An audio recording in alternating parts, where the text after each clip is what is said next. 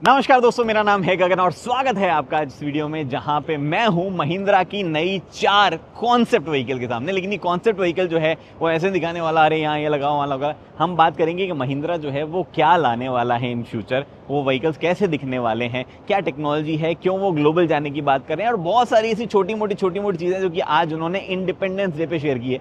Happy independence day मैं आपको बताना भूल गया हूँ, लेकिन मैं आपको एक एक करके चीज़ें दिखाऊंगा और वहाँ कुछ नहीं बोलूँगा। भले ही वो गाड़ी जा रही है लेकिन मैंने ऑलरेडी सब कुछ रिकॉर्ड कर लिया है आपके लिए। सबसे पहले मैं आपको जो है इन दो गाड़ियों पे फोकस करवाना चाहता हूँ, बिकॉज इन दो के बेस पर बाकी चीज़ें जो है थोड़ी बेहतर समझ में आएगी।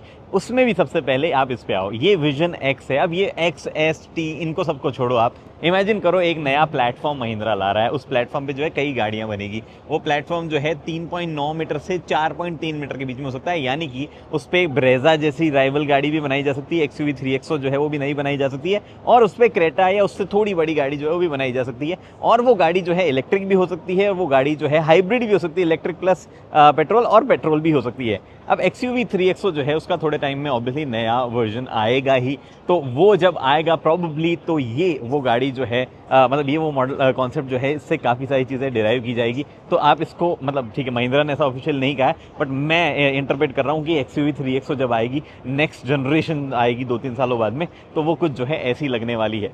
अब इसमें काफ़ी सारी चीज़ें हैं जो कि ऑब्वियसली अलग है, जैसे कि 3XO के मुकाबले व्हील बेस ज़्यादा होने वाला है, आपको एरो डिज़ाइन जो है वो डोर हैंडल्स की देखने को मिल रही है, ऑब्वियसली कनेक्टेड लैम्प और वो सब चीज़ें जो आज चल रही है वो आगे भी चलेगी, बट कई और चीज़ें हैं जो कि चेंज की जाएगी डिज़ाइन लैंग्वेज के हिसाब से। वैसे आपको काफ़ी ज़्यादा याद ये E18 की दिला सकती है, या थोड़ी थोड़ी याद आपको सोनेट वगैरह कुछ गाड़ियों की दिला सकती है, बट ये मिक्स मैच जो है होना तय है, बिकॉज एक अलग तरीके की डिज़ाइन जो है वो बनाना बहुत ही वो कहते हैं ना अलग चेंज हो गया, ड्रास्टिंग चीज़ हो गई है। कस्टमर को पसंद आए या ना आए, बाय द वे वो जो विंग मिरर्स वगैरह वो स्टाइलिंग पर्पज से ऑब्वियसली वो नहीं फाइनल वर्जन में आएंगे, बट सेगमेंट का सबसे बड़ा जो है टायर साइज, व्हील साइज रखने वाले हैं। यहाँ पे तो 19 इंच लगे हुए हैं, मुझे लगता है 18 डाल दे तो भी बहुत ही है।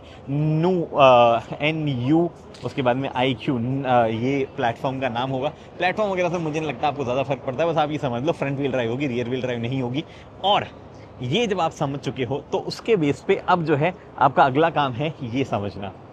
वैसे तो नाम विजन एस है, बट एक बार की आपको दिखेगा कि बहुत ज़्यादा स्क्वायरिश, बहुत ज़्यादा डिफेंडर वाली फीलिंग जो है वैसी वाली फीलिंग आपको यहाँ पे आ रही है। इनफैक्ट ये बोनेट में जो है लिम्ब राइजर्स दिए हुए हैं जो कि काफ़ी एडवेंचरस से एक्टिविटी वगैरह के हिसाब से इंडिकेट करते हैं। थोड़ी एडवेंचरस गाड़ी जो है वो थोड़ा उस डायरेक्शन में जा सकती है। आउट गोइंग तो वर्ड यूज़ करेंगे, लेट्स से कि आउटडोर में ज़्यादा आपको जो है फन वन करने के हिसाब से दिखे।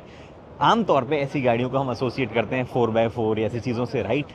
बट इस गाड़ी में जो है एग्जैक्टली वो 4x4 वाली चीज़ टाइप ऐसे नहीं है। ये आप सिंपली मान सकते हो कि सेम प्लेटफॉर्म जो उसमें है, पहले मैंने गाड़ी दिखाई, उसको अब आप इलेक्ट्रिक में भी ले बनाओगे तो जो है ऑल व्हील ड्राइव बन जाएगी। अगर आप फ्रंट व्हील ड्राइव फॉर्म में बनाओगे तो ऑल व्हील ड्राइव जो है वो जरूर बन सकती है, लेकिन किसी भी तरीके से वो प्रॉपर 4x4 कैपेबिलिटीज़ वाली चीज़ यहाँ नहीं होगी। ये वाली डिज़ाइन काफ़ी ज़्यादा बोलेरो नहीं होगी, आपको याद दिला सकती है। वैसे मुझे तो उसकी दिलाती है, आपको अगर कोई और चीज़ की याद दिलाती तो बताना। हाँ, वो अलग बात है, कुछ और गाड़ियों में जाए तो डिफेंडर वगैरह टाइप की जो है फीलिंग भी यहाँ से आएगी, बट ये काफ़ी छोटी है, डिफेंडर वगैरह जैसे टाइप की नहीं होने वाली है। This is a Creta rival sort of car. और ये गाड़ी स्क्वायरिश, बॉक्सी सब कुछ है, बट उतनी केपेबल नहीं है जितनी और एग्जिस्टिंग थार वगैरह जो है वो होने वाली है, क्योंकि वो गाड़ियां भी ऑलरेडी रहेगी थार वगैरह, तो वो एक चीज़ वहाँ पे है। But this looks genuinely nice जिस तरीके से की गई। और इनफैक्ट अगर इंटीरियर वगैरह देखे तो हमें काफ़ी ज़्यादा क्लिप्स इसकी दिखाई गई थी, तो बहुत ज़्यादा ऐसे लग रहा था कि रेडी अगर कोई मैन्युफैक्चरर कुछ बनाने के लिए तो इसके लिए लग रहा था कि हाँ ये बनाने के लिए तो ये लोग काफ़ी हद तक रेडी है, तो वैसे वाली फीलिंग इसके साथ में आ रही थी। बाय द वे इसमें भी आपको जो है 19 इंच के व्हील दिए गए हैं, और इसमें जरूर 19 इंच के दिए जा सकते हैं क्योंकि प्रोपोर्शंस वगैरह ऐसे गाड़ी के वो सही लग जाएंगे। और यहाँ पे DRL वगैरह जो है डिज़ाइन लैंग्वेज भी बढ़िया लग रही है। महिंद्रा ट्विन पीक्स का लोगो जो है वही लगा हुआ है। अब जो बचे हुए 2 कॉन्सेप्ट पे जाऊँगा वहाँ पे ट्विन पीक्स का लोगो हट जाएगा, वहाँ पे चीज़ें थोड़ी और ज़्यादा इमेजिनेटिव हो जाएगी, बट वहाँ थार की बातें आएगी तो आपको इंटरेस्ट भी आ जाएगा। By the way this is a petrol indicating, because Jerry can रखा हुआ है तो पेट्रोल होगा तभी तो उसमें भी आएगा, लेकिन इलेक्ट्रिक वर्जन जो है वो भी बनाए जा सकते हैं। और जैसा मैंने बताया रियर व्हील ड्राइव बायस नहीं है, तो प्रॉपर 4x4 की जगह आपको सिंपली ये जानना है कि ये ऑल व्हील ड्राइव वाले सिस्टम के साथ में दी जा सकती है। वैसे इन गाड़ियों में कोई इंटीरियर वगैरह नहीं है, लेकिन महिंद्रा ने वादा किया है कि हम जो है पूरी तरीके से बटन्स नहीं हटाएंगे, यानी कि जो BE6 और XUV में जो बटन्स की कमी है, जो कि मुझे तो एटलीस्ट कभी कभी फील होती है, वो इन गाड़ियों के साथ नहीं होगी। इनमें हम बटन्स वगैरह देंगे और अच्छे खासी मात्रा में देंगे। हालांकि स्क्रीन्स वगैरह, UI वगैरह सब कुछ चेंज हो जाएगा तब तक। इस पे आओ आप देखो, महिंद्रा जो है वो obviously right hand drive, left hand drive, हर मार्केट में जाने को, ग्लोबल जाने की बातें कर रहा है इन प्लेटफॉर्म के साथ में।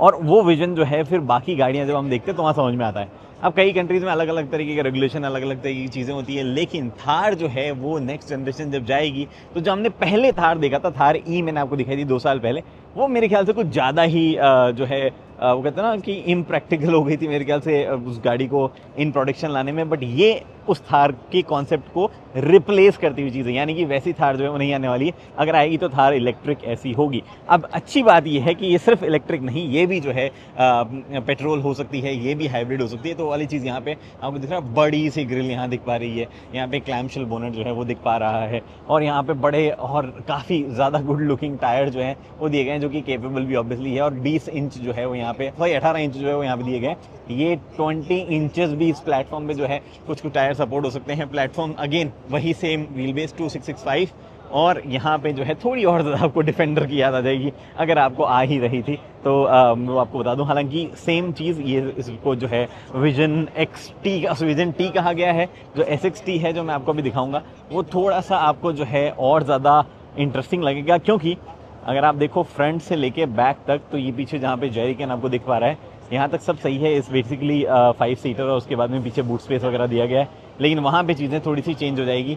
ये आप जो है थार इलेक्ट्रिक ज़्यादा इमेजिन कर सकते हो, नेक्स्ट थार जो है वो आए और इलेक्ट्रिक हो जाए, तो वैसे वाला चीज़ यहाँ पे आपके पास ज़्यादा रहेगा। हालांकि ये थोड़ी और ज़्यादा दूर की बात है अभी, बिकॉज महिंद्रा अगर डेवलप करने लगेगा अभी तो भी वो पहले 2 चीज़ें या पहले जो प्रोडक्ट है वो 2 आएंगे, जो कि S और X मैंने आपको बताया। यहाँ पे आप आओ, ये जो प्रोडक्ट आप देख पा रहे हो ये पिछले दिखाए गए विजन टी पे बेस्ड है, और इसमें कैबिन तक यहाँ तक चीज़ें सेम है।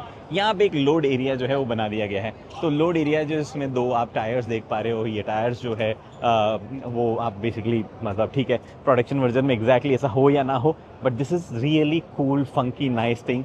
और मेरे को लगता है 2 साल 3 साल बाद में जब एक्चुअल में ये प्रोडक्शन में आने लगेंगे तब जो है लोग ऐसे प्रोडक्ट्स के लिए थोड़े तैयार भी हो जाएं, तो क्या पता वो थोड़ा सा जो है थोड़ा लॉजिकल भी लगने लगे।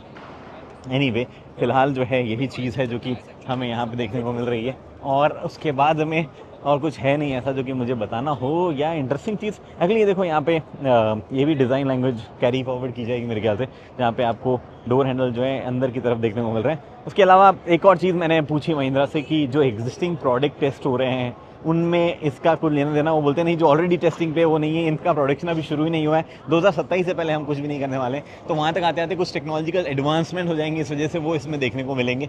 और 227 mm की ग्राउंड क्लियरेंस की जरूरत मेरे ख्याल से इसलिए भी पड़ रही है क्योंकि ये तो चलो इलेक्ट्रिक में काम आ गया, आपको अगर इसको 4x4 करना है, ऑल व्हील ड्राइव करना है, तो नीचे थोड़ा सा और स्पेस वो यूटिलाइज करेंगे, क्योंकि फ्लैट फ्लोर रखने वाला महिंद्रा, तो वो भी एक इंटरेस्टिंग चीज़ रही है। वैसे फ्लैट फ्लोर के साथ साथ में 5 लिंक सस्पेंशन जो है वो भी एक कॉमन चीज़ रहेगी इन सारे प्लेटफॉर्म में, जो कि अब तक नहीं आती है इस सेगमेंट में। इन अ नटशेल ये पूरा का पूरा जो इवेंट है वो बेसिकली 2027 या उसके बाद में आने वाली गाड़ियाँ और जो महिंद्रा उसके बाद की प्रिपरेशन कर रहा है उसके बारे में है। कुछ भी अभी 2 साल में नहीं आने वाला है, और उनकी जो ग्लोबल एम्बिशन है, जो और नए मार्केट्स में जा रहे हैं, जो और नए मतलब एवेन्यूज़ बेसिकली, अगर आप देखो मैं ये एवेन्यूज़ ग्लोबल मार्केट जैसी चीज़ों की बात करूँगा शायद आपको उतना बेहतर समझ में ना आए, लेकिन महिंद्रा का सिंपल प्लान ये है कि अब हमें इंडिया मार्केट में भी और ज़्यादा ऑप्शन देने हैं। भले ही एक सेगमेंट में एक ऑप्शन हो, 2-3 और देने हैं, 2-3 अलग अलग बॉडी स्टाइल देनी है, और इंटरनेशनल मार्केट में भी जो है उन्हीं मॉडल को यूटिलाइज करके वहाँ पे भी सेल्स करनी है।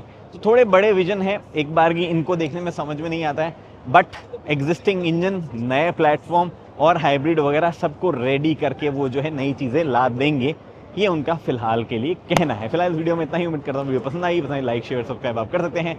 आई एम लिटरली सॉरी कि इतने सारे लोग आसपास ऐसे घूम रहे हैं, आवाज़ें आ रही है, क्योंकि मुझे नहीं मिला एकदम क्लीन टाइम। आप देख रहे हो गाड़ी ऑलरेडी जाने लग रही है, तो टाइम बिल्कुल नहीं था इसको शूट करने का। That's why it happens at times. Thank you for watching this video, I will see you guys in the next one. फिलहाल के लिए लाइक शेयर सब्सक्राइब आप कर सकते हैं। अगली वीडियो तक दोस्तों हेलमेट पहनिए, सीट बेल्ट पहनिए, सुरक्षित चलिए। धन्यवाद। ये तो कहना मेरा फर्ज है, लो बीम और थोड़ा इंडिकेटर का भी प्रयोग कीजिए।